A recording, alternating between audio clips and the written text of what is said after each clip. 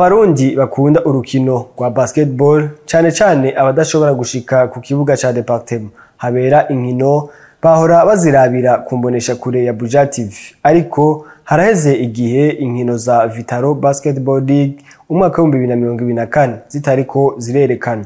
Moise Ntakarutimana ajejwe kumenyekanisha amakuru muri Febabu arahumuriza ko vuba izo nkino zigiye gusubira kwerekana. Kubera ikibazo c'ubuhinga ubu ntibariko barabibona, mugabo bariko baritunganya neza kugira ngo les playoff zizogere ivyuma bikenewe basanze, kuko mwarabibonye namwe yuko amasanamu atarashemeye cane.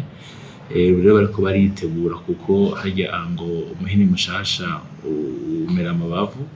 Rero bariko baritunganya kugira ngo muri phase ya playoff bazobe bafise ivyuma bikwiye, bazobe biteguye neza kugira ngo izo nkino zikurikiranywe n'abadiaspora batandukanye. Amenyesha ko amasezerano Febabu igiranira n'ayandi mashirahamwe azoterera mu iterambere rya basketball y'u Burundi. Twarasinye contrat hamwe na restaurant Fogostic House. Iyo restaurant niyo musanze mubona ijeje gufasha abakunzi ba basketball bafungurira kuri Terre de Département. Twarasinye contrat n'inzu y'ubudandarizo bw'amatelefone, ama caméra de surveillance, donc du matériel électronique, ama ordinateur, eka ivyuma bitandukanye basanzwe bakora badandaza.